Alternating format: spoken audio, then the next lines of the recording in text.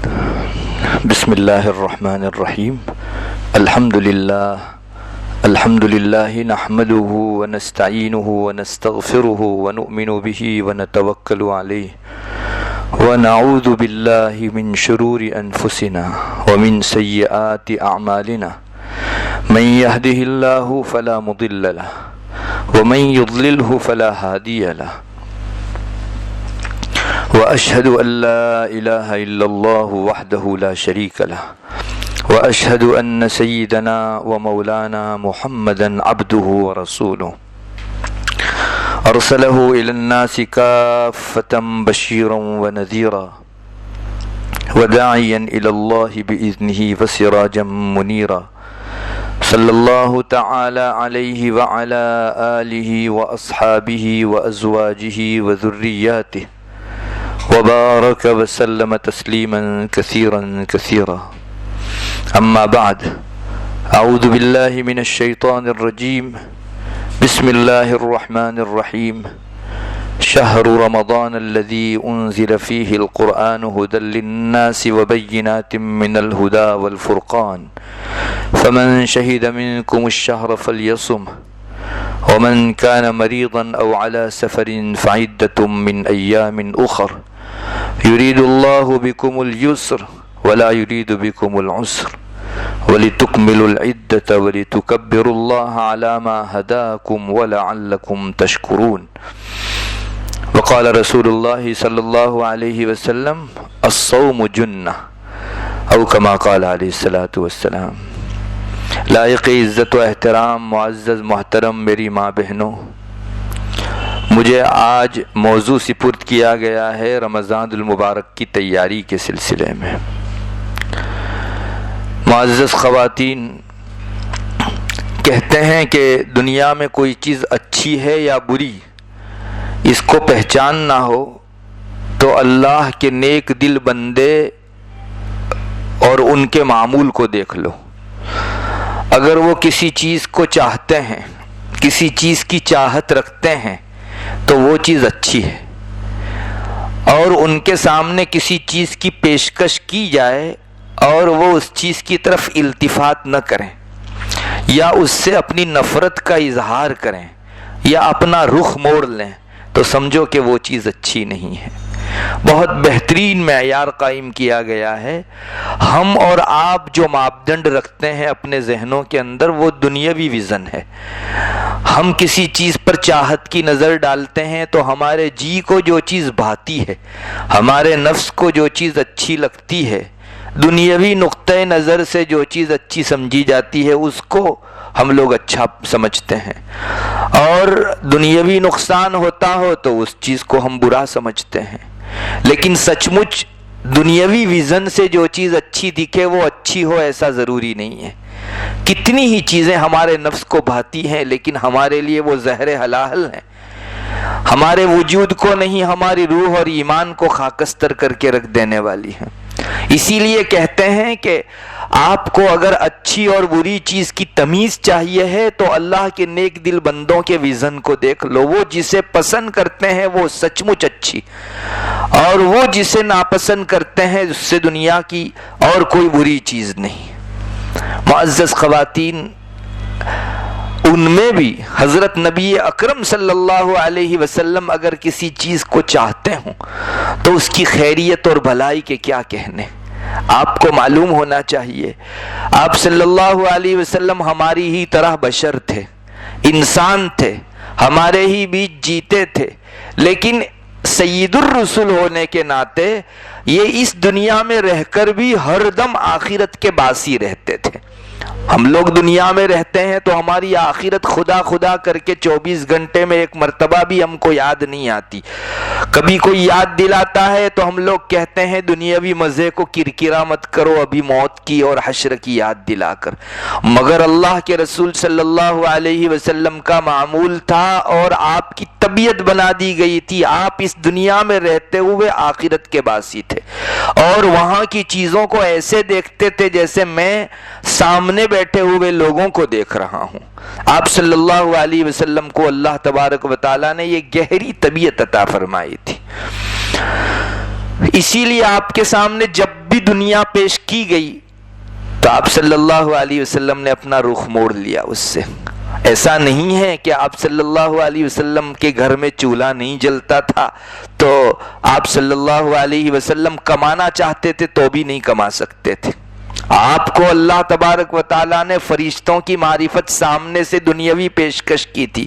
محمد اگر تم چاہو تو مدینے کے اور مکہ کے جو یہ ذرات ہیں، ریزیں ہیں، کنکر ہیں، یہ سب سونے کے بنا دیے جائیں. آپ چاہو تو یہ پہاڑ تبدیل کر کے سونے چاندی کے کر دیے جائیں. مگر آپ صلی اللہ علیہ وسلم نے ایک گھڑی کے لیے اس کو پسند نہیں فرمایا. فرمایا میں تو یہ چاہتا ہوں کہ ایک دن بھوکا رہوں، ایک دن کھاؤں، تاکہ جس دن کھاؤں اس دن شکر کروں اور جس دن بھوکا رہوں اس دن صبر کروں. دنیاوی جو امور اور جو چیزیں آپ کے سامنے پیش کی گئی، کبھی ایسا نہیں ہوا کہ آپ نے للچائی نگاہ سے ان کو دیکھا ہو. مگر ہاں شریعت میں کچھ چیزیں ایسی ہم کو ملتی ہیں اور نصوص میں، قرآن و حدیث میں ہم کو ملتی ہیں جن کی چاہت رسول بھی رکھتے تھے اور آپ صلی اللہ علیہ وسلم نے طلب دکھائی ہے ان کے بارے میں. بعض چیزوں کے لیے تو اللہ تعالیٰ نے آپ صلی اللہ علیہ وسلم کو حکم دیا کہ تم اس چیز کی طلب کرو. جیسے شریعت کا علم ہے، یہ ایک ایسی چیز ہے اللہ تعالیٰ خود رسول اللہ صلی اللہ علیہ وسلم سے دعا کروا رہے ہیں، محمد تم نے اپنی دعائیں بہت کی، ایک ہماری طرف سے یہ دعا بھی شامل کر لو، وَقُلْ رَبِّ زِدْنِي عِلْمًا. محمد یوں دعا کرو، اے میرے رب میرے علم میں اضافہ عطا فرما. اب ہماری نگاہ دیکھ سکتی ہے کہ علم دین اور شریعت کی جو تعلیم ہے وہ ایک ایسی چیز ہے کہ نہ صرف رسول مانگ رہا ہے بلکہ اللہ انہیں مانگنے کا حکم کر رہا ہے. تو علم دین کی خیریت اور بھلائی کے سلسلے میں کسی کو شبہ کب ہو سکتا ہے؟ یہ سب سے بہترین چیز جو رسولوں سے نہیں، انبیاء سے نہیں، سید الرسل سے منگوائی گئی. آپ صلی اللہ علیہ وسلم کی چاہت ایک اور چیز کی طرف بھی ہوتی تھی، مومنوں کا ہردم بھلا کریں. ہمیشہ مومنوں کے حق میں کوئی راحت پہنچانے والی چیز مانگیں اور مومنوں کو اپنے بس بر آرام اور راحت اور ان کے چین کے اسباب پیدا کریں. اللہ تبارک و تعالیٰ نے حضرت محمد صلی اللہ علیہ وسلم کی جو شان قرآن کریم میں ذکر فرمائی ہے اس میں بطور خاص اس چیز کو نوٹ فرمایا اور آیت کریمہ میں اللہ نے اتارا، لَقَدْ جَاءَكُمْ رَسُولٌ مِّنْ أَنفُسِكُمْ عَزِيزٌ عَلَيْهِ مَا عَنِتُّمْ حَرِيصٌ عَلَيْكُمْ بِالْمُؤْمِنِينَ رَؤُوفٌ رَحِيمٌ. بہت زبردست آیت ہے. اللہ تعالیٰ فرماتے ہیں تمہارے اندر تمہارے ہی انسانوں میں کا ایک رسول آ پہنچا، عزیز علیہ ما عنتم. تم مسلمانوں کو کوئی کانٹا چبھتا ہے، کوئی تکلیف ہوتی ہے، رسول کا دل دکھتا ہے، بڑا گراں گزرتا ہے رسول کو تم کو جو تکلیف پہنچے. وہ حریص علیکم، وہ بڑے حریص ہیں. تم کو اتنے انعامات اللہ دیتا ہو تو رسول کی ہرس ہے کہ اللہ اتنا نہیں اس سے ڈبل ٹریپل عطا فرما. یہ رسول کی ہرس رہتی تھی کہ مومنوں کے لیے انعامات کی بارش، راحتوں کی بارش اور آرام کی بارش ہو. بالمؤمنین رؤوف الرحیم، مومنوں کے ساتھ رسول کا معاملہ رحمت والا تھا، رأفت والا تھا، نرمی والا تھا. میری ماں بہنوں آپ سمجھ سکتی ہو رسول جس کی ہرس کرے، حالانکہ ہرس اور لالچ یوں عام حالات کے اندر پسندیدہ نہیں ہے. ہمارے اندر کسی کو اگر برا کہنا ہو تو ہم بولتے ہیں یہ لالچی ہے، یہ حریص ہے. مگر اس جگہ حریص کا لفظ اللہ نے اپنے رسول کے لیے اپنایا، وہ اس لیے کہ رسول کو دنیا کی اور گندی چیزوں کی لالچ نہیں، انہیں ہرس ہے، انہیں لالچ ہے اللہ تعالیٰ کی طرف سے مومنوں کے حق میں اترنے والے انعامات کی. یہ ایک دوسری چیز ہوئی جس کو رسول ہمیشہ مانگتے ہی نہیں تھے. قرآن نے ان کو حریص کہہ دیا کہ ہمیشہ لالچی رہتے تھے کہ مومنوں کے لیے اللہ تعالیٰ کی طرف سے رحم اترے، آسانی اترے، بھلائیاں اترے، خوبیاں اترے. ایک اور چیز جس کو مجھے ابھی دکھانا ہے آپ کو، روایتوں میں آتا ہے، آپ نے بھی سنا ہوگا، نبی اکرم صلی اللہ علیہ وسلم ابھی رمضان کے آنے کو 2 مہینے باقی ہوتے تھے اور ایک چیز کی چاہت شروع کر دیتے تھے، اللہم بارک لنا فی رجب و شعبان و بلغنا رمضان. ابھی تو رجب کا مہینہ آیا، جبکہ پورا رجب باقی ہے، پورا شعبان باقی ہے، پھر رمضان آئے گا. تو بھی 2 مہینہ پہلے سے اللہ کے رسول صلی اللہ علیہ وسلم کی یہ دعا شروع ہو جاتی تھی، اللہ ہمارا اگلا جو رجب کا مہینہ ہے، اس کے بعد والا شعبان کا مہینہ ہے، ان میں ہماری حیات میں، زندگی میں برکت عطا فرما اور کسی طرح ہم کو رمضان تک پہنچا دے۔ علماء فرماتے ہیں کہ رسول جس کی چاہت کرے اس کی خیریت نص میں آ گئی، حدیث میں آ گئی۔ اللہ کے رسول صلی اللہ علیہ وسلم نے رمضان چاہا، پتا چلا کہ مومن کی زندگی کے اندر رمضان ایک بہت باسعادت، نہایت ہی خوش قسمتی کی چیز ہے۔ اسی لیے ہمارے کبار اور بڑے لوگوں کے یہاں اس آدمی کو خوش قسمت سمجھا جاتا تھا، سعادت مند سمجھا جاتا تھا جس کو رمضان کا مہینہ ملے، اور جس کی حیات میں زیادہ رمضان کے مہینے آئے ان حضرات کی قدر و قیمت ہمارے نیک اہل دل بزرگوں کے دل میں بڑھ جاتی تھی کہ اللہ نے اس کو کتنے رمضان دے کر سعادت عطا فرمائی۔ میری ماں بہنوں، اللہ تعالیٰ نے ہماری بھی زندگیوں میں کتنے رمضان عطا فرمائے، لیکن ہم لوگوں نے رمضان کو اس نگاہ سے نہیں دیکھا جس نگاہ سے رسول ہر سال رمضان کو بڑی اہمیت سے دیکھا کرتے تھے۔ معزز ماں بہنوں، سچی بات یہ ہے کہ ہم لوگوں کے دلوں میں رمضان کی عظمت وہ نہیں ہے جو رسول کے دل میں تھی، اس لیے رمضان کی تعظیم اور عبادت بھی ہم کو وہ میسر نہیں ہے جو ایک رسول کو میسر ہوتی تھی۔ کسی چیز کی عظمت دل میں بیٹھ جائے تو اس کو وصول کرنا آسان ہو جائے، اس کی اہمیت ہمارے دلوں کے اندر بیٹھ جائے تو اس کی ایک ایک گھڑی کو سنبھالنا اور ضائع کرنے سے بچانا ہمارے لیے آسان ہو جائے۔ میں آپ کو آج کی مجلس میں اسی چیز کی اہمیت دلانے جا رہا ہوں۔ پچھلے رمضان اگر ہم سے ضائع ہوئے ہوں تو اللہ ہمیں معاف فرمائے، لیکن اگلا رمضان ہم اپنی زندگی کی سب سے بڑی سعادت و خوش قسمتی سمجھیں۔ معزز ماں بہنوں، دنیا کے اندر انسان جو ہے اپنے زمانے کی، اپنی عمر کی پہچان کرانا چاہتا ہے تو دنیا والوں کے نزدیک سارے موسموں میں بہار کا موسم یہ سب سے بہترین سمجھا جاتا ہے۔ وسنت رتو جو سب سے بہترین سمجھی جاتی ہے چونکہ اس میں ہریالی، سرسبزی و شادابی ہوتی ہے۔ دنیا والے جب اپنی عمر کا تعارف کرانا چاہتے ہیں تو کبھی کبھی یوں کہتے ہیں اس نے اپنی زندگی میں 50 بہاریں دیکھی ہیں، 52 بہاریں دیکھی ہے، 60 بہاریں دیکھی ہے، چونکہ انسان اپنی زندگی کے اچھے پیریڈ کو لے کر تعارف کراتا ہے۔ اللہ کے نیک بندوں کے یہاں جنہیں وجد میسر ہے، جذب جن کے اندر طاری ہے، وہ حضرات اپنا تعارف ایسا کراتے ہیں یہ وہ خوش قسمت بندہ ہے جس کی آنکھوں نے 50 رمضان دیکھے ہیں، 52 رمضان دیکھے ہیں، 60 رمضان دیکھے ہیں۔ میری ماں بہنوں، یہ عظمت ہمارے اندر کب پیدا ہوگی؟ نبی اکرم صلی اللہ علیہ وسلم نے آخر کچھ تو دیکھا ہوگا جس کی وجہ سے 2 مہینے باقی ہیں اور آپ کی حرص، آپ کی طلب اور اللہ تعالیٰ کے یہاں آپ کی گزارشات شروع ہو جاتی تھی کہ اللہ ابھی قریب ہی میں ہے رمضان کا مہینہ، 2 ماہ باقی ہے، میری زندگی ختم نہ فرما، مجھے برکت دے دے اور کسی طرح رمضان میں داخل کر دے۔ معزز ماں بہنوں، یہ عظمت ہمارے اندر پیدا کرنے کی ضرورت ہے، اور 2 مہینے کا پیریڈ کوئی چھوٹا موٹا نہیں ہوتا، بہت لمبا ہوتا ہے، اور دنیا کا دستور ہے۔ آپ بھی دیکھ لو، انسان کی فطرت میں یہ بات اللہ نے رکھی ہے کہ انسان اپنی چاہت کی چیز سے جتنا قریب ہوتا ہے اتنی ہی اس کی حرص بڑھتی جاتی ہے۔ ایک بہت موٹی مثال آپ کو دوں، شاید آپ میں سے ہر ایک کو اس کا تجربہ ہوا ہوگا۔ آپ ایک چاکلیٹ لیجئے، جو بچہ ابھی ابھی چلنا سیکھا ہو اس کو وہاں کھڑا کر کے چاکلیٹ اس کو دکھائیے، یہ بچہ بہت سنبھال کر چلے گا، آگے بڑھے گا، لیکن 2-3 قدم باقی ہوں گے تو اتنا تیزی سے بڑھنا چاہے گا کہ گر جائے گا۔ جتنا وہ اس چاکلیٹ سے اپنی مطلوبہ اور چاہت والی چیز سے قریب آنے جاتا ہے اتنا ہی اس کے اندر حرص و لالچ بڑھ جاتی ہے۔ وہ ایک مرتبہ میں گر جاؤں تو کچھ نہیں لیکن چاکلیٹ پا کر رہوں، اس طرح کے جذبے کے اندر رہتا ہے۔ یہ فطری ہے انسان میں۔ اسی طرح اپنے بچاؤ، اپنی نجات کے لیے بھی انسان جتنا قریب ہوتا جاتا ہے اتنا لپکتا ہے۔ آپ کو شاید معلوم نہیں، اندازہ ہو، جو لوگ ڈوبتے ہیں اور ڈوبنے کے قریب ہو جاتے ہیں ان حضرات کے لیے جب کوئی بچانے والا قریب جاتا ہے یا کنارہ قریب ہوتا ہے تو یوں بڑے سنبھال کر کنارے تک جاتے ہیں، لیکن جتنا کنارہ قریب ہو جاتا ہے ان کی ایکٹیویٹیز بڑھ جاتی ہے، ہاتھ پیر مارنا بڑھ جاتا ہے۔ اسی لیے یہ ڈوبنے والوں کو جو لوگ بچاتے ہیں ان لوگوں کو خاص ٹریننگ میں یہ بات دی جاتی ہے کہ جب تم اس ڈوبنے والے سے قریب پہنچو تو اپنے جسم و جان کی قوت کو ڈبل کر دو. اگر نارمل حالت میں رہو گے تو وہ بہت جوش سے آ کر آپ کو لپٹ جائے گا، اور آپ اگر الرٹ نہیں ہوں گے تو ڈوب مریں گے.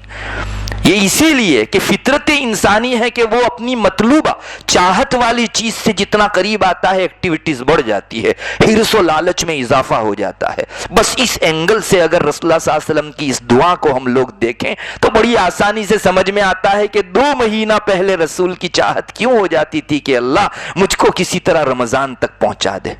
معزز ماں بہنوں، ہماری زندگیوں میں بھی بڑے رمضان آئے آج تک. میں آپ سے پوچھتا ہوں، کیا ہماری زندگی میں ہم نے ایسی چاہت کبھی 1-2 مرتبہ دکھائی ہے جیسے رسول دکھاتے تھے؟ بات یہ ہے کہ رمضان کی عظمت کو ہم نے پہچانا ہی نہیں ہے، اور اس کے نہ پہچاننے کی وجہ سے ہم لوگوں نے رمضان کو ضائع بھی بہت کیا ہے. ہم لوگوں نے رمضان کو ویسا وصول نہیں کیا جیسا اللہ کے اس انعام کا حق تھا کہ اس کو وصول کیا جائے. اس لیے میری ماں بہنوں، الحمدللہ اللہ تعالیٰ نے ہماری جان میں جان رکھی ہے، ہماری سانس آتی جاتی ہے، ہم کو اللہ نے ابھی تندرستی دی ہے. ایک تو مستقل اس سال تو کم سے کم طلب لگاؤ اللہ تعالیٰ کے حضور، دن میں کم سے کم 1 مرتبہ اپنے رب سے کہو کہ اللہ تیرے نبی نے تو عمر گزار دی اس کی چاہت میں، ہم اس رمضان کے لیے تجھ سے سوال کرتے ہیں، اگلا رمضان ہمیں میسر فرما. کسی نہ کسی درجے میں رسول سے مناسبت ہوگی، آپ صلی اللہ علیہ وسلم کی چاہت سے ہماری دعا ہم آہنگ ہوگی، اور آپ کو جو حصہ رمضان میں ملتا تھا اللہ اس کی لاج رکھ کر، ہماری صرف زبانی درخواست کو سامنے رکھ کر اللہ تعالیٰ اس کا ایک بڑا حصہ ہم کو بھی عطا فرما دیں گے. چاہت کی ضرورت ہے. 2 مہینہ پہلے سے آپ صلی اللہ علیہ وسلم یہ دعا فرماتے تھے، اللہم بارک لنا فی رجب و شعبان و بلغنا رمضان. بس یہ وہ دن ہیں. ابھی آپ کو معلوم ہے شعبان شروع ہو گیا، اب کہ اگلا چاند جب ہمیں دیکھنا ہے تو وہ رمضان کا دکھے گا. دونوں کے بیچ کوئی نیا مہینہ نہیں ہے.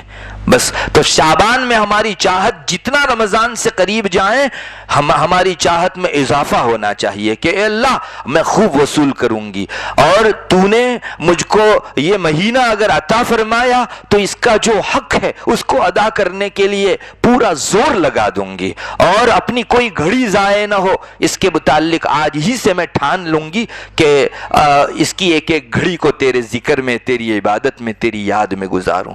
معزز ماں بہنوں، جب کسی چیز کی عظمت دل میں بٹھائی جاتی ہے تو اس کو وصول کرنا بھی آسان ہو جاتا ہے. اس لیے ہم لوگوں کو اس کی عظمت بٹھانے کی ضرورت ہے. ہمارے یہاں رمضان کا جو مہینہ ہے مومن کے لیے اللہ تعالیٰ کے تقرب اور نزدیکی حاصل کرنے کا سب سے بڑا مہینہ ہے. آپ اور ہم اپنی زبان سے بار بار یہ بات بولتے ہیں، دنیا کو اللہ تعالیٰ نے رنگین بنایا ہے، چمک دمک سے بھر دیا ہے. دنیا کی ہر چمک دمک اپنے اندر آخرت سے غفلت کا پہلو رکھتی ہے. چنانچہ ہر چیز ہمارے سامنے رنگین ہے اور لبھاتی ہے اپنی طرف، للچاتی ہے، پھسلاتی ہے، ورغلاتی ہے اور بلاتی ہے اپنی طرف. اور جو آدمی دنیا میں رچ بس گیا وہ اپنی آخرت کو بھولنے لگتا ہے. دنیا کی ہر چیز کو اللہ نے رنگین بنایا ہے، اور یہی چیز ہماری آزمائش کا نقطہ ہے کہ کون آدمی اس دنیا میں رہ کر اپنی موت، حشر و نشر، آخرت کو یاد رکھتا ہے، اور کون دنیا کی رنگینیوں اور لائٹ والی چیزوں کے اندر للچا کے آخرت کو بھول جاتا ہے. ہاں یہ چیز واقعی ہے کہ دنیا کے ہر شعبے کو اللہ نے بہت رنگین بنایا ہے، مگر اس طرف ہماری نگاہ کم جاتی ہے کہ اللہ ہماری زندگی میں ایسے موقع بھی لاتا ہے جو دنیاوی چمک دمک سے ہٹا کر آخرت کی یاد کی طرف ہم کو مائل کرتے ہیں. ان میں سے ایک چیز تو اللہ کا کلام ہے. یہ اللہ تبارک و تعالیٰ کے کلام کی برکت ہے کہ جو اس سے وابستہ ہو گیا وہ دنیا سے کٹا اور آخرت سے جڑ گیا. قرآن کریم کی یہ برکت ہے. اللہ سے نزدیک کرنے والی سب سے زیادہ اہم ترین اگر کوئی اس روئے زمین پر چیز ہو سکتی ہے تو وہ قرآن کریم ہے.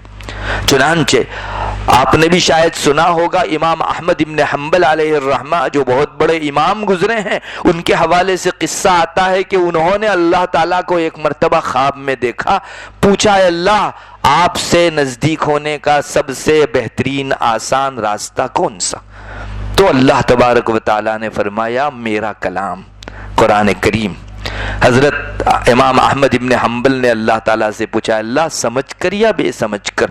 اللہ تعالیٰ کا جواب تھا سمجھ کر یا بے سمجھ کر. میرے کلام سے، میری کتاب سے جو وابستہ ہو گیا اس آدمی کو میں مل گیا. اللہ کی نزدیکی کا خود اللہ کے فرمانے کے مطابق سب سے بہترین، سب سے مؤثر اور سب سے اثر والا اگر کوئی ذریعہ ہو سکتا ہے تو کتاب الہی قرآن کریم ہے.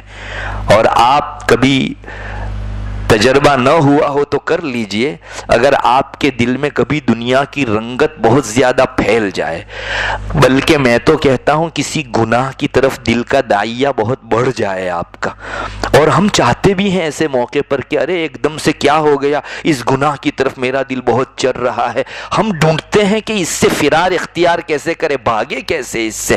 بہت سے راستے اپنائے جا سکتے ہیں. میں آپ کو اس موقع پر ایک آسان راستہ بتاتا ہوں. آپ قرآن کریم کھول کر بیٹھ جائیے، 5 10 15 منٹ تک کم سے کم قرآن کریم پڑھیے. انشاءاللہ آپ کا یہ جذبہ سرد پڑ جائے گا، ٹھنڈا پڑ جائے گا. یہ ایک ایسی چیز ہے جو ہر مومن کو میسر ہے. قرآن کریم کی برکت ہے کہ دنیا بھلائی جاتی ہے اور آخرت یاد آتی ہے. یہ اللہ تبارک و تعالیٰ کا کلام ہے. ایسے ہی انسان کی زندگی میں ایک زمانہ بھی آتا ہے جس میں انسان دنیا سے کٹا اور آخرت سے جڑا رہتا ہے، اور وہ زمانہ ہے یہی رمضان کا.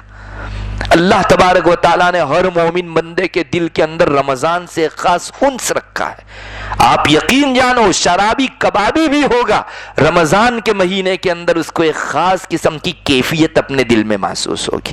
بلکہ کتابوں میں علماء نے لکھا ہے، چنانچہ ملا علی قاری رحمت اللہ علیہ نے اپنی مرقات میں یہ بات ذکر فرمائی ہے.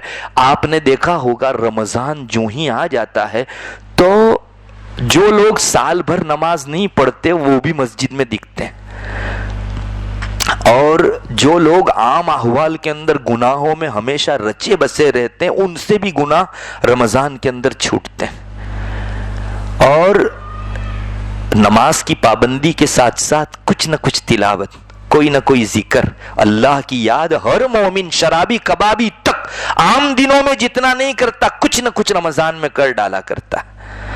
ملا علی قاری اس حالت کو ذکر کر کے فرماتے ہیں کیا آپ نے کبھی سوچا کہ آخر یہ کیوں ہوتا ہے؟ انہوں نے یہ بھی فرمایا کہ کیا رمضان سے پہلے کوئی ہر ایک کے گھر پر دستک دینے جاتا ہے کہ بھائی رمضان آ گیا اب سے آ جانا؟ جیسے ہمارے یہاں ہر چیز کی دعوت چلتی ہے، تو کیا رمضان آنے سے پہلے کوئی دعوت دینے جاتا ہے ہر ایک کے گھر میں، یا کوئی ٹیکسٹ میسج چھوڑتا ہے جو ہر ایک مومن کے دل کو جا کر لگتا ہے، یا کوئی ایسی چیز چھوڑی جاتی ہے جو اپیل کی حیثیت سے سارے مومنوں کو اس پر ابھارتی ہے کہ نہیں رمضان آ گیا، یا کوئی میٹنگ ہوتی ہے لوگوں کی جس میں اس بات کا چرچا کیا جاتا ہے کہ رمضان کے اندر ہم کو عبادت کرنی ہے، گناہ چھوڑنے ہیں؟ ارے ایسا کچھ نہیں ہوتا. اور ہر رمضان جب بھی آتا ہے تب نیکیوں کا ماحول عام اور گناہوں سے بچاؤ کا ماحول بھی عام ہو جاتا ہے. یہ ملا علی قاری تو کتنی صدیوں پہلے کے بزرگ ہیں، آج ہم گواہی دیتے ہیں کہ واقعی آج کی اس گئی گزری دنیا میں بھی رمضان کے ان برکات کو ایک مومن کھلی آنکھوں مشاہدہ کرتا ہے. کیوں عام دنوں کے اندر فجر ظہر عصر مغرب میں وہ اور عشاء کے اندر وہ مجمع نہیں ہوتا جو رمضان کے اندر ہوتا ہے؟ آپ دیکھ لیجئے ہر مومن کا جی چاہتا ہے کہ میں جاؤں.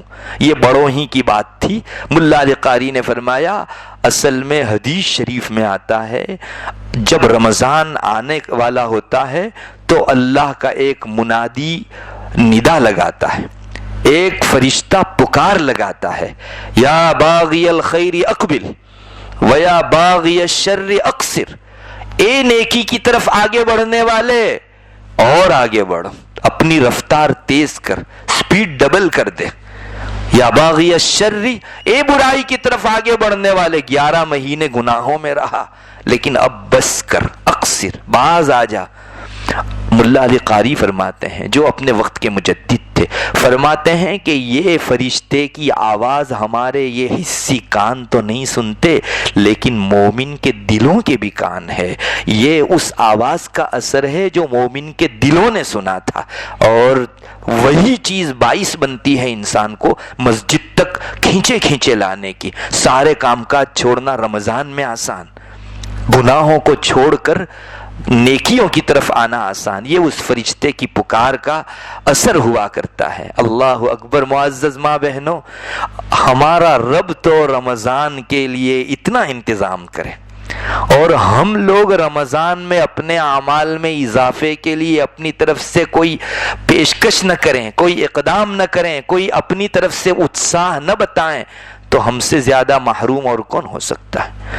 हमारे रब की चाहत है कि हर बंदा रमजान को मैंने जो बरकतों से भर दिया है उनको 100% वसूल करे। मेरी माँ बहनों, बहुत रमजान चले गए, अगर आप इनके अंदर हमने जो घड़ियां गुजारी और जाये की उनके लॉस का अंदाजा करने बैठे तो बकिया जिंदगी हसरत में चली जाएगी। इतना लॉस किया है हमने। अरे रमजान की एक घड़ी का बिगड़ना हमारा करोड़ रुपया जाये हो जाए उसके मुकाबिल में ज्यादा बड़ा लॉस और नुकसान है। आप सोच तो लीजिए, हमने पिछले रमजानों के अंदर अल्लाह की इबादत न करके बाज मर्तबा गुनाहों में मशगूल होकर और बाज मर्तबा न गुनाह न नेकी में अपने औकात को अबस गुजार कर, बेकार गुजार कर अपना कितना बड़ा नुकसान किया। पिछले दिनों रमजान को वसूल करके लोगों ने अपने रब को पा लिया, अल्लाह ताला से कुर्बत और नजदीकी हासिल कर ली, और रमजान से पहले जहां थे उससे कहीं ज्यादा रमजान खत्म होने के मौके से वो अपने रब की तरफ तरक्की कर गए। लेकिन एक हम थे, हम पर एक नहीं दसियों रमजान गुजरे, लेकिन सिवाय रमजान की घड़ियों को जाये करने और टाइम पास करने के हमने रमजान को और कुछ वसूल नहीं किया। ये तो अल्लाह की तौफीक के खुदा खुदा करके और दिनों के मुकाबिल में कुछ पाव आधा पारा रमजान में हमारा हो गया, वरना उस करीम रब का करम और भीख न होती तो हम तो रमजान भी जाया कर देते। मुअज़्ज़ज़ माँ बहनों, ठान लो, अगर हमारी मंजिल आखिरत है, ये दुनिया एक रास्ते से ज्यादा हैसियत नहीं रखती, तो क्यों रास्ते ही के लिए हम इंतजाम करते हैं और अपनी मंजिल को भूल जाते हैं। आप आंखें बंद होने के बाद वाली जिंदगी के लिए तैयारी में लग जाइए, और इसके लिए तैयारी का बेहतरीन पीरियड ये रमजान है। रमजान की एक एक घड़ी को वसूल कर लीजिए। मैं तो आपको कहूंगा, आप अभी से रोजाना 2 रकात पढ़ के अल्लाह ताला के सामने मांगिए भी और तहिया भी कीजिए, का इरादा भी कीजिए कि अल्लाह जाये हुई पिछली रमजान में कबूल करती हूं और आइंदा नहीं करूंगी, इसका वादा तुझसे करती हूं। आइंदा रमजान की कोई घड़ी जाये नहीं जाएगी, इस सिलसिले में मैं तुझसे वादा करती हूं। और फिर एक मर्तबा मेरी माँ बहनों, तुम अल्लाह से वादा करो अल्लाह तुम पर अता करे रमजान, तो मर मिटो एक मर्तबा। एक रमजान को वसूल कर लो। एक रमजान की वसूलियाबी आइंदा रमजान की वसूलियाबी तक पहुंचाती है, और एक रमजान में घड़ियों का जाये करना अगले दिनों और अगली रमजानों के जाये करने का जरिया बना करता है। जो लोग वसूल करते हैं वो समझते हैं पिछला रमजान जैसा गुजरा, अगले रमजान पर उसका काफी असर रहता है। और इन 2 रमजानों के बीच वाला 11 महीने का जो पीरियड है, उसके बारे में तो उलमा ने अपनी किताबों में लिखा है कि आपके 11 महीने बाकी कैसे जाएंगे, उसको देखना हो तो इसकी रमजान को देख लो। जैसी रमजान गई वैसे ही 11 महीने जाएंगे उसके। अल्लाह अकबर।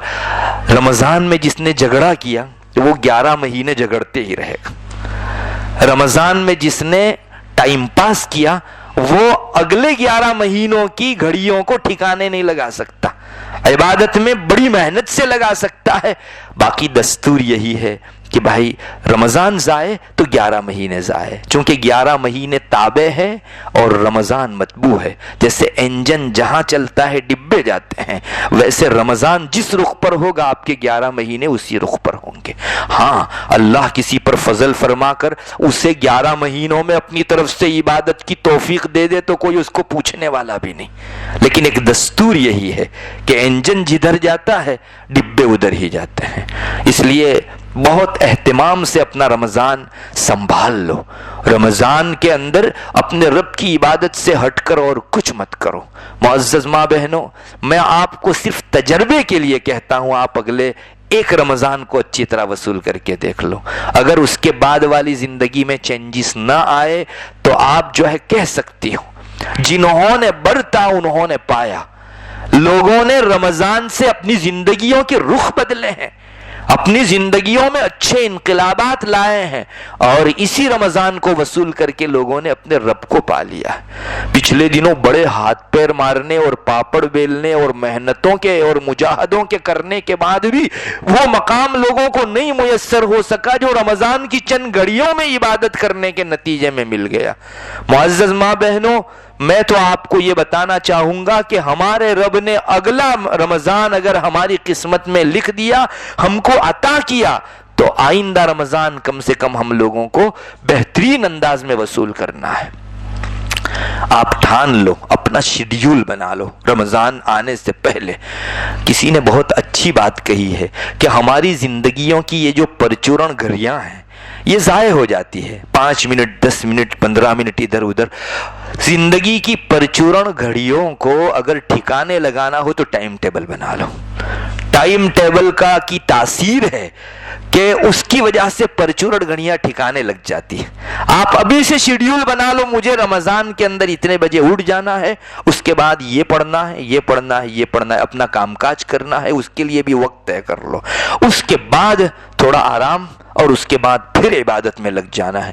ایک رمضان اگر آپ شیڈیول بنا کر ٹائم ٹیبل بنا کر آگے بڑھو گی تو آئندہ حوصلے آپ کے مزید ہوں گے، آپ کی ہمت بندھے گی کہ اچھا ہم کو تو صرف رمضان کے لیے نہیں بلکہ 11 مہینوں کے لیے بھی شیڈیول بنانا چاہیے، ہمارا ٹائم ٹیبل طے کرنا چاہیے۔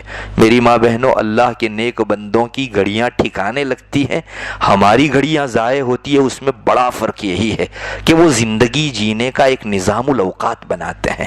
ہمارے رب نے ایک نماز رکھی ہے، آپ نے دیکھا نماز جو ہے وہ وقتی عبادت ہے، چنانچہ 5 نمازیں اور ان کا الگ الگ 5 وقت، یہاں سے لے کر یہاں تک فجر کا وقت، یہاں سے لے کر یہاں تک ظہر کا وقت، یہاں سے یہاں تک عصر، مغرب، عشاء، ہر ایک کا اپنا ایک وقت رکھا ہے۔ اللہ تعالیٰ نے جب قرآن کریم کا تعارف کرایا تو اسی عنوان سے نماز کا تعارف کرایا، تو اسی عنوان سے تعارف کرایا، ان الصلاۃ کانت علی المؤمنین کتابا موقوتا۔ نماز جو ہے وہ اللہ تبارک و تعالیٰ کی ایک ایسی فرض عبادت ہے کہ جو موقت ہے، وقت کے ساتھ اس کو خاص کر دیا گیا ہے۔ اسی لیے علماء نے لکھا کہ جو نماز کا اہتمام کرے گا وہ اپنی زندگی کے باقی اوقات کے نظام الاوقات کا بھی بہترین جو ہے استعمال کر سکے گا۔ در حقیقت نماز ایک تربیت گاہ ہے۔ نماز میں جس نے جس طرح سے گزارا خارجی زندگی ویسی ہی گزرے گی، اور نماز میں اوقات میں بھی پھر بڑے رعایت رکھی گئی، مستحب وقت ہے، مکروہ وقت ہے، اور یوں نماز پڑھ لو نہ مستحب اور نہ مکروہ، آپ کی نماز ہو جائے گی۔ 3 قسم کے وقت رکھے گئے، وقتوں میں وقت، وقتوں میں قسمیں۔ یہ کیوں بتایا گیا؟ ہمارا رب بغیر وقت کے بھی بھائی ہر وقت عبادت کرو اس طرح حکم دے سکتا تھا، مگر کیوں وقت میں بھی وقت رکھا؟ اس لیے کہ انسان کو پیغام ہے اپنی زندگی کا شیڈیول بناؤ، اپنی زندگی کو منظم و مرتب بناؤ۔ کتاب موقوتا کا جو اپنا ایک مفہوم عربی ہے، جو حضرات عربی جانتے ہیں انہیں اس بات کا خوب اندازہ ہوگا کہ کتاب موقوتا کا مطلب موقت فریضہ، وقت والا فریضہ، اور ہماری زندگیوں میں ایک سبق در حقیقت نماز کا ہے۔ معزز ماں بہنوں، میں تو آپ کو یہ بتانا چاہتا تھا کہ ہمارے رب نے نماز کو وقت کے ساتھ خاص کر کے ہمیں یہ پیغام دیا، اپنی پوری زندگی کا شیڈیول بنا لو، ہر وقت ایک ٹائم ٹیبل کے لحاظ سے چلو، خاص کر کے ایک مہینے کے لیے تو شروع کرو آپ۔ انشاءاللہ پچھلے رمضان میں جو گھڑیاں آپ کی ضائع ہوئی تھی وہ نہیں ہوگی، چونکہ آپ کو جو ہی لگے گا کہ چلو میں وقت بنانے، ٹائم ٹیبل بنانے کے لیے بیٹھوں، تو آپ جو ہے وقت نکالو گی۔ میں بیدار ہوئی اتنے بجے، میں نے سحری کی، سحری کرنے کے موقع سے 4 رکعت 6 رکعت جو ہے میں نے تہجد کی پڑھ لی۔ بہت زیادہ وقت نہیں جاتا، 10 منٹ آپ کی پڑھ لو، اس کے اندر 2-4 رکعت۔ پھر فجر کی نماز آپ نے پڑھی۔ فجر کی نماز پڑھنے کے بعد مان لیجئے چونکہ رات کو آپ جاگی ہوگی یا چونکہ تراویح میں وقت گیا ہے، آپ سو جائیے۔ اتنے وقت تک مجھے سونا ہے۔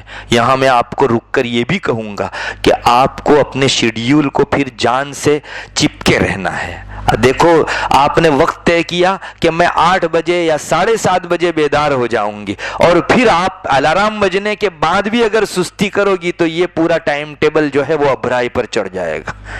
اس لیے آپ کو اپنے اوپر نگران بننا ہے اور آپ کو یہ طے کرنا ہے، اور جس دن آپ 7:30 بجے الارم رکھ کر سوئی، 8 بجے کا الارم رکھ کر سوئی اور آپ کے 8:30 بج گئے، تو اس دن حسرت کے اندر اپنے نفس پر کچھ مزید تسبیح ڈال دو کہ آج تجھ سے 1000 پڑھواؤں گی، اللہ اکبر۔ تو دوسرے دن نفس آپ کو خود جگانے آئے گا، اس لیے کہ اسے نہیں بھاتا کہ کسی کی گھڑیاں ٹھکانے لگے۔ شیطان اور نفس یہ دونوں جو ہے جب انسان کو مضبوط دیکھتے ہیں تو اپنی ہار مان لیتے ہیں۔ قصہ آپ نے بھی سنا ہوگا، ایک بزرگ تھے، روزانہ تہجد کے لیے اٹھتے تھے۔ ایک دن جو ہے وہ نہیں اٹھ پائے، شیطان نے بہت سہلایا ان کو، اور سہلا کر جو ہے انہیں سلائے رکھا۔ فجر کی نماز کا وقت شروع ہو گیا، آنکھیں جو ہے اب کھلی۔ بزرگ کو حسرت ہوئی، ارے زندگی کی کبھی تہجد نہیں گئی ہے، آج کیا ہو گیا ایک دم سے؟ بس انہوں نے فجر کی نماز پڑھی اور رونا شروع کیا، اپنے رب کے سامنے حسرت کرنا شروع کیا کہ اللہ، اور اتنی عبادت دن بھر کی کہ دوسرے روز جب سوئے تو الارم رکھنا بھول گئے، اپنے وقت سے پہلے شیطان ان کو جگانے آیا۔ اور وجہ یہ تھی، شیطان نے محسوس کیا کہ ان کی ایک تہجد گنوا کر میں نے تو ان کی اتنی عبادتیں آنکھوں سے دیکھ لی کہ بھائی تہجد پڑھتے تھے تو کم سے کم ان عبادتوں سے تو وہ کمی ہوتی تھی ان کی، تو شیطان خود جگانے آئے گا۔ یہ نفس کا اور شیطان کا اپنی طبیعت ہے کہ آپ اس کے خلاف بھیگی بلی بنو گے تو آپ پر شیر بن جائے گا، اور اگر آپ نے اس کے خلاف ہمت دکھلائی تو یہ از خود آپ کو جو ہے عبادت کے اندر معاون بننے کے لیے آئے گا۔ رسول اللہ صلی اللہ علیہ وسلم نے فرمایا میرا شیطان مسلمان ہو گیا ہے۔ رشادات میں یہ بات ملتی ہے۔ آخر کیا بات تھی؟ آپ کی ہمت سے بڑھ کر کسی کی ہمت ہو سکتی ہے؟ آپ میں یہی حوصلہ تھا، ہمت تھی، اللہ کی طرف سے دی گئی عطا تھی۔ اس وجہ سے میری ماں بہنوں، ہم کو اسی ٹریک پر چلنا ہے جس ٹریک پر رسول نے ہم کو چھوڑا ہے۔ حضرت محمد الرسول اللہ صلی اللہ علیہ وسلم نے جہاں عبادت کے طریقے ہمارے لیے رکھے، زندگی جینے کے ڈھنگ بھی ہم کو بتائے ہیں۔ اس طرح سے با ہمت جیو گی تو انشاءاللہ کبھی بھی جو ہے ضائع نہیں جاؤ گی۔ تو میں آپ کو یہ کہنے جا رہا تھا کہ 8 بجے میں بیدار ہو جاؤں گی، اور پھر جو ہے میں اشراق اور چاشت کی نماز، علماء نے لکھا ہے ایک میں بھی نیت کر سکتے ہیں آپ دونوں کی۔ تو آپ نے اشراق کی نماز پڑھی، کچھ دیر اللہ تعالیٰ کا ذکر کر لیا، اور اس کے بعد اپنے کام کاج میں لگ گئی۔ تو اتنا گھنٹہ میں اپنے گھر کا کام کروں گی، یہ پہلے سے شیڈیول طے کر لو۔ پھر جو ہی کام کاج سے وقت فارغ ہوا، میں جو ہے قرآن کریم کی تلاوت میں لگ جاؤں گی۔ اتنی دیر مجھ کو قرآن کریم کی تلاوت کرنی ہے، اور اس کے بعد صبح کی تسبیحات اتنی مرتبہ پڑھنی ہے، اور پھر جو ہے ظہر کی نماز کے وقت میں ظہر پڑھ لینی ہے۔ اس کے بعد تھوڑا آرام ملا نہیں ملا، اس کے بعد پھر سے مجھ کو جو ہے گھر کا مختصر سا کام سنبھال کر عبادت میں لگا دینا ہے۔ میری ماں بہنوں، اس کا فائدہ یہ ہوگا کہ آپ پورے دن کا جب شیڈیول بنانے بیٹھو گی تو جو ہی دل میں دائیا پیدا ہوگا کہ ارے موبائل کے لیے تو وقت میں نے جو ہے اس میں لکھا ہی نہیں، آپ جو ہی لکھنے جاؤ گی دل فوراً کوسے گا کہ موبائل آخر چیز کون سی ہے جس کے لیے میرے وقت میں سے اور رمضان کے قیمتی وقت میں سے میں وقت نکالوں۔ آپ کا دل آپ کو کوسے گا۔ اس لیے ایسے اوقات میں سے جو موبائل کے پیچھے ہمارے اوقات جاتے تھے وہ سب انشاءاللہ بچ جائیں گے، اور میں پھر سے کہوں گا آپ کو بہت ہمت سے ایک مرتبہ کام کرنا پڑے گا، اور نہایت ہی عزم کے ساتھ اور بڑے حوصلے کے ساتھ آپ کو اپنے اس ٹائم ٹیبل کو نبھانا ہوگا۔ میں نہیں کہتا کہ آپ بالکل لیا چھوڑ دو، کسی کی ضرورت کا فون آ گیا آپ اٹھا لو، لیکن زائد ٹیکس، زائد واٹس ایپ کو دیکھنا یا کسی اور چیز کا دیکھنا ایک رمضان کے خاطر چھوڑ دو۔ معزز ماں بہنوں، لوگ چھوڑتے ہیں اپنے جہاں دنیاوی مقاصد وابستہ ہوتے ہیں، ان جگہوں کے اوپر اچھے لوگ موبائل کا استعمال چھوڑ دیتے ہیں۔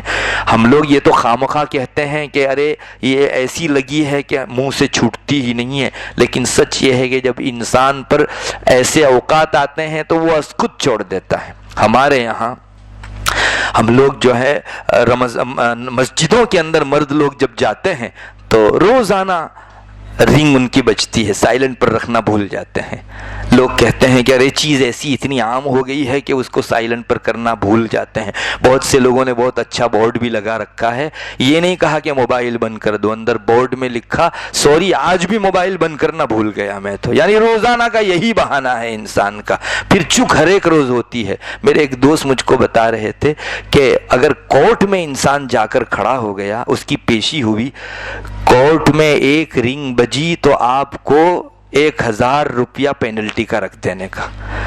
وہ میرے دوست کہہ رہے تھے یہاں اچھے اچھے بھولنے والے لوگ جو ہیں وہ یاد رکھتے ہیں، چونکہ مقابل میں 1000 روپے کا جانا ان کو لاس معلوم ہوتا ہے۔ میں وہی کہنا چاہتا ہوں کہ ایک آدمی جج کے سامنے 2 گھنٹہ 3 گھنٹہ اگر دنیاوی ضرورت کے خاطر موبائل چھوڑ سکتا ہے تو میرے رب کی خوشی کے خاطر میں ایک رمضان کے مہینے میں موبائل کا بیجا استعمال کیوں نہیں چھوڑ سکتی ہوں؟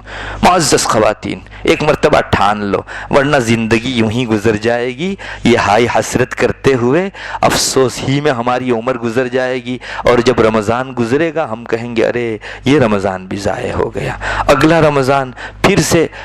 اس طرح سے اگر ہم تجربوں میں گزار دیں گے اور ہمت کو ختم کریں گے تو پھر کبھی بھی آپ رمضان کو وصول کر سکنے والی نہیں ہو۔ اپنا ٹائم ٹیبل بناؤ، اور جب بھی ٹائم ٹیبل کے اندر آگے پیچھے ہو اپنے نفس کو سزا دو، چنانچہ 1000 مرتبہ اللہ اکبر کہلوا دو، اس کو کہہ دو کہ اگر اس وقت میں آگے پیچھے ہوا 1000 مرتبہ سبحان اللہ کہلواؤں گی، اور کرو پھر اس کو 2-3 مرتبہ میں نفس راؤس ہو جاوے گا، اور وہ سمجھے گا کہ ایک چھوٹی سی عبادت چھڑوانے کے مقابل میں 1000 مرتبہ سبحان اللہ کا اس نے تو اضافہ کر دیا۔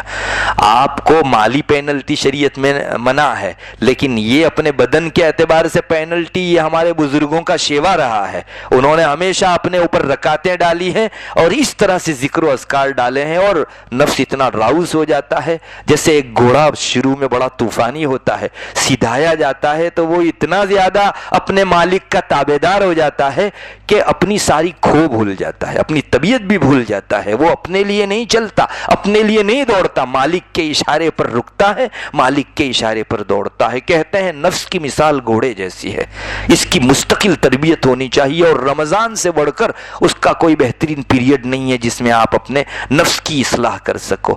2 وجہ سے، ایک تو نفس کو طاقت دینے والا شیطان وہ جو ہے اللہ تبارک و تعالیٰ کی طرف سے قید کر دیا جاتا ہے، اس کا زور توڑ دیا جاتا ہے، چنانچہ رمضان کے اندر یہ جو عبادات بڑھ جاتی ہیں اور گناہوں کے ماحول کم ہوتے ہیں، اس میں بڑی تاثیر اس کی بھی ہے کہ اللہ تعالیٰ شیطانوں کو مقید کر کے بیڑیوں میں جکڑ کر سمندر میں ڈال دیتے ہیں۔ یہ تو رسول اللہ صلی اللہ علیہ وسلم نے فرمایا، ہماری آنکھیں تو دیکھ بھی نہیں سکتی، مگر اللہ کے رسول نے جو فرمایا وہ نہایت سچ ہے اور اپنی جگہ خوب برحق ہے۔ تو شیطان کا زور جو نفس کو ہمیشہ طاقت دیتا ہے، یہ ایک تو ٹوٹ جاتا ہے، دوسرا خود انسان روزے میں رہتا ہے تو روزے کی وجہ سے نفس کی طاقت بھی کم ہو جایا کرتی ہے، اور ظاہر ہے کہ نفس کمزور پڑتا ہے تو اللہ کے احکام پر عمل کرنا آسان ہو جاتا ہے۔ کل تک اللہ کے احکام پر چلنے سے بہت بڑا روڑا اور رکاوٹ جو چیز بنتی تھی وہ یہی نفس بنتا تھا، آج آپ کے لیے بہت آسان ہے، نفس بھی کمزور، اس کو مہمیز لگانے والا اور اس کو دھکا دینے والا، تعاون کرنے والا شیطان بھی مقید، اس لیے آپ کے لیے پورا عبادت کا اور اللہ کی فرما برداری کا ماحول بنا دیا گیا، اور چیز اپنے ماحول میں سلامت رہتی ہے، خلاف ماحول کے اندر وہ بگڑ بھی جا سکتی ہے۔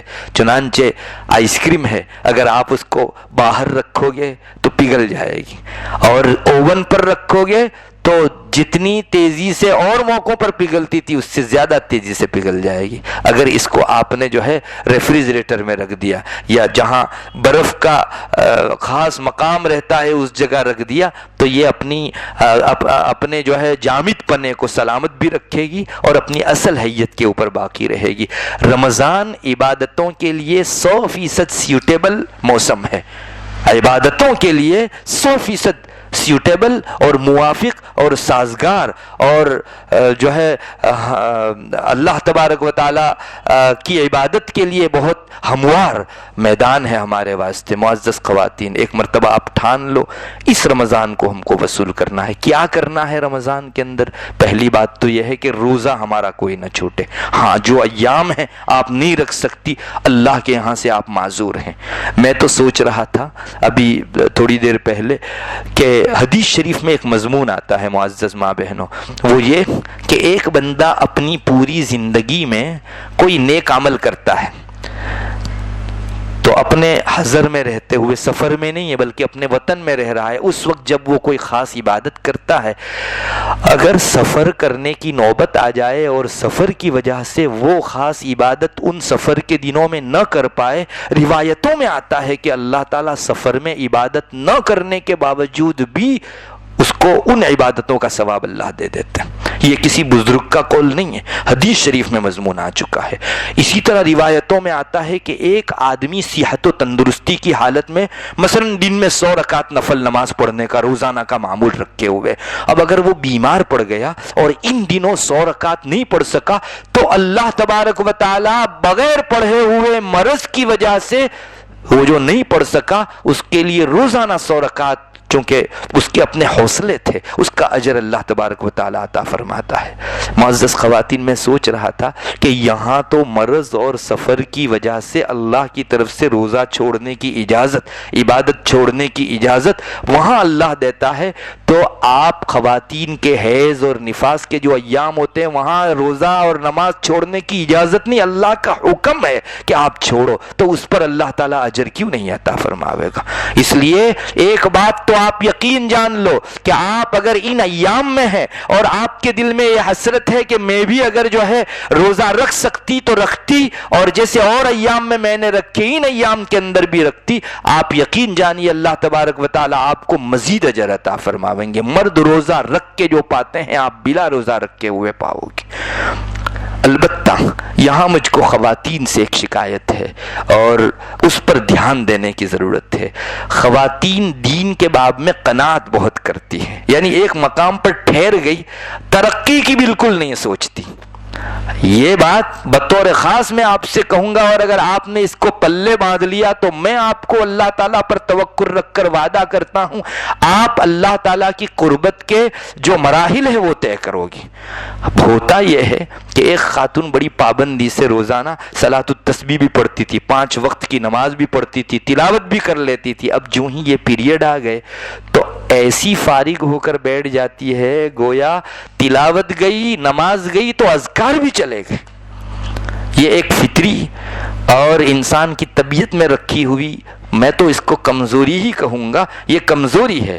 ارے آپ کو تو ان دنوں زیادہ حسرت ہونی چاہیے کہ میں نماز نہیں پڑھ سکی، چلو اتنا وقت کم سے کم اللہ کی یاد میں گزار دوں۔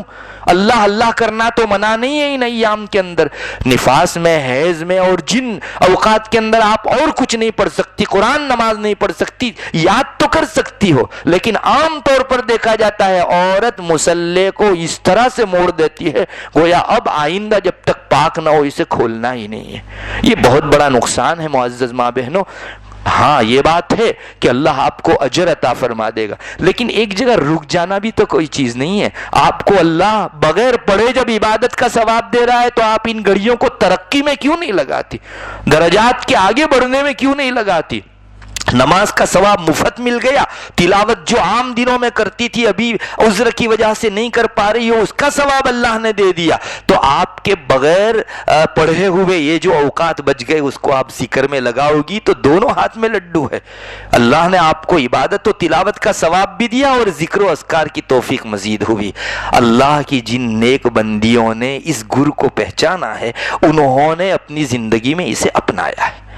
معزز خواتین، میں آپ سے کہوں گا کہ آپ اپنے ان ایام کے اندر بھلے روزہ نہ رکھ سکو، لیکن پچھلے دنوں جو روزے کے اندر عبادات کیا کرتی تھی، ان عذروں کے بعد بھی جو عبادتیں جائز ہیں ان عبادتوں کو تو کم سے کم آپ کیجئے۔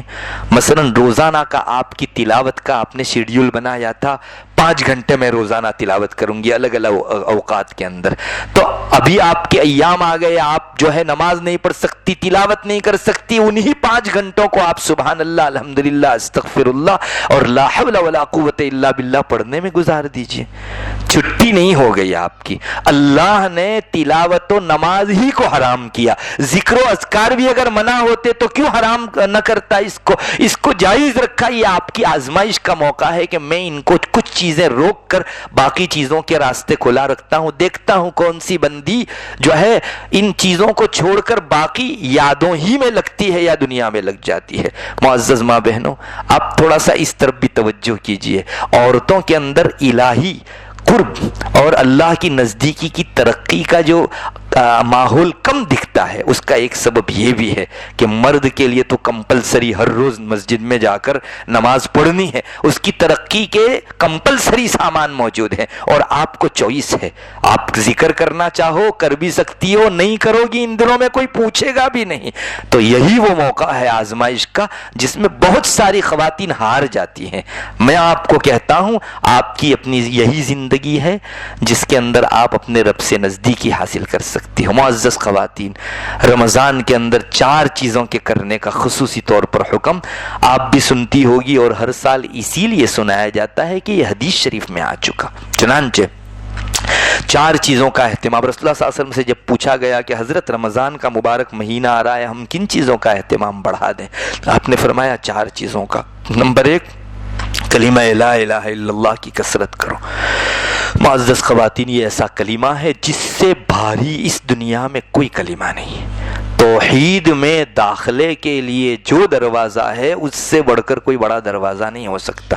حضرت شیخ الحدیث حضرت شیخ زکریا رحمۃ اللہ علیہ نے اپنی فضائل اعمال میں یہ فرمایا ہے، 50 سال کا ایک گنہگار آدمی، کافر آدمی، ایک گھڑی کے لیے اگر یہ کلمہ پڑھ لیتا ہے تو صرف یہی نہیں کہ وہ اسلام کے سارے انعامات پانے لگتا ہے، حدیث شریف میں ہے پچھلے سارے گناہ پر جھاڑو پھر جاتا. اللہ اکبر! کفر کو ہٹا سکنے والا دنیا میں آج کوئی جھاڑو نکلا ہے؟ ارے گناہ بڑے ہیں، ان کو خدا خدا کر کے ہم ہٹا سکتے ہیں. کفر کو جو چیز ہٹائے اس سے زیادہ پر پاور کوئی چیز دنیا میں ہو سکتی ہے. بس یہ کلمے کا اتنا پاور ہے، 50 سال کے انسان کا کفر دھل سکتا ہے تو وہ مومن کے ایمان والے دل میں کیا کچھ رنگت پیدا نہیں کرے گا، کتنی نورانیت پیدا ہوتی ہوگی. بس آپ چلتے پھرتے کلمہ لا الہ الا اللہ کا ذکر زیادہ سے زیادہ کیا کیجئے. یہ پہلی چیز جس کی کثرت کرنی ہے. دوسری چیز استغفار زیادہ سے زیادہ کیجئے. معزز ماں بہنوں، اس کا ورد رکھنا استغفار کا یہ مومن کی سعادت ہے. رسول اللہ صلی اللہ علیہ وسلم کے ارشادات میں ہم کو یہ بات ملتی ہے، جو شخص یہ چاہے کہ کل قیامت کے دن محشر کے میدان میں اپنا اعمال نامہ دیکھ کر خوش ہو تو اس کو اپنے اعمال نامے میں زیادہ سے زیادہ استغفار کا اضافہ کرنا چاہیے. معزز ماں بہنوں، آپ کو معلوم ہوگا قیامت کے دن جو گناؤنے اور سنگین مقامات ہیں ان میں ایک مقام یہ اعمال نامے کے دیکھنے کا بھی ہے. وَإِذَا الصُّحُفُ نُشِرَتْ، جب یہ اعمال نامے اڑائے جائیں گے، روایتوں میں آتا ہے 3 موقعوں پر کوئی کسی کو یاد نہیں رہے گا. ان میں ایک موقع یہ بھی ہے جب اعمال نامے اڑ کر آ رہے ہوں گے تو اس وقت مائیں اپنی اولاد کو بھول جائے گی، شوہر اپنی بیوی کو بھول جائے گا. مجھے پتہ نہیں یہ اعمال نامہ آ کر میرے داہنے ہاتھ میں لگتا ہے یا بائیں ہاتھ میں یا پیٹھ کے پیچھے. یہ وہ گھڑیاں ہیں جس دن پریشانی اور فضائے اکبر کا موقع ہوگا. اللہ کے رسول فرماتے ہیں اس وقت اگر کوئی خوش ہونا چاہے تو اس کو اپنے اعمال نامے میں استغفار کی کثرت لکھوانی چاہیے. اللہ اکبر! کہاں خوف میں لوگ اور کہاں اس آدمی کی خوشی کا سامان کر رہے ہیں. اس لیے استغفار جو ہے اب پلے باندھ لو کہ پورا رمضان انشاءاللہ لا الہ الا اللہ اور استغفار میں گزار دینا ہے. معزز ماں بہنوں، تیسری جس چیز کی کثرت کرنی ہے ہمیں وہ ہے جنت کی طلب. آپ اپنی اردو زبان میں، گجراتی زبان میں اللہ سے کہتی رہیے، اللہ مجھے جنت میں داخلہ عطا فرما. اور رسول اللہ صلی اللہ علیہ وسلم کے احسان اور آپ کے عنایات کا کوئی ٹھکانہ ہو سکتا ہے؟ آپ نے امتیوں کو فرمایا تم امتی لوگ جب بھی اللہ سے جنت مانگو تو جنت الفردوس مانگا کرو. اللہ اکبر! یہ منہ تو نہیں تھا کہ ہم اتنی بڑی چیز مانگتے، لیکن اللہ کے رسول کا ارشاد ہے ارے بڑے سے مانگنا ہے تو چھوٹا کیوں مانگے، بڑی چیز کیوں نہ مانگے، ہمیشہ جنت الفردوس مانگا کرو. اور چوتھی چیز ہے جہنم سے پناہ. اللہ کرے ہمارا یہ رمضان اسی میں گزرے اور کچھ نہ کریں. ان 4 چیزوں میں اور تلاوت میں ہم نے اگر رمضان گزار دیا، میں آپ کو انشاءاللہ توکلاً علی اللہ یہ بات کہتا ہوں، آپ اپنے اگلے مہینوں میں ضرور زندگیوں میں چینجز پاؤ گی. اللہ تبارک و تعالی ہم سب کو یقین عطا فرماوے. وآخر دعوانا الحمدللہ رب العالمین.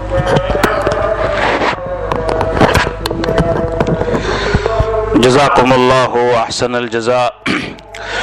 بہت ہی عزت اور احترام کے قابل ہماری مائیں اور بہنیں، سب سے پہلے تو ہم حضرت مفتی صاحب کا دل کی گہرائیوں سے میں اپنی طرف سے پوری موٹا وراچھا کی تمام مرد تمام عورتوں کی طرف سے موٹا وراچھا انجمن کمیٹی کی طرف سے شکریہ ادا کرتے ہیں کہ آپ انتہائی درجے مشغول ہونے کے باوجود ہمارے لیے ہر مہینہ وقت نکال کر بہت قیمتی بہت ضروری باتیں ہمارے سامنے آتی ہے۔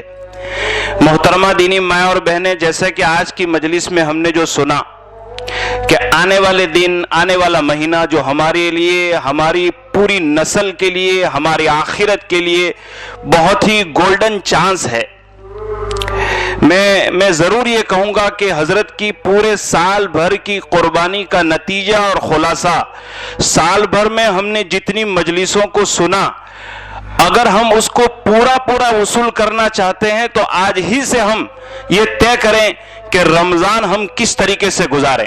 دو چیزیں میری ماں اور بہنیں جو حضرت نے بہت کام کی کہی ہے، اور میں بیٹھے بیٹھے سوچ رہا تھا کہ آج ہی سے ہم یہ نیت کر لیتا ہوں میں کہ رمضان المبارک کے 24 گھنٹے کا ہم شیڈیول بنائیں گے، کتنے بجے سونا ہے، کتنا سونا ہے، کھانے پینے میں کتنا وقت لگانا ہے، تلاوت میں کتنا وقت لگانا ہے، اللہ ہمیں اس کو عمل کی توفیق عطا فرمائے۔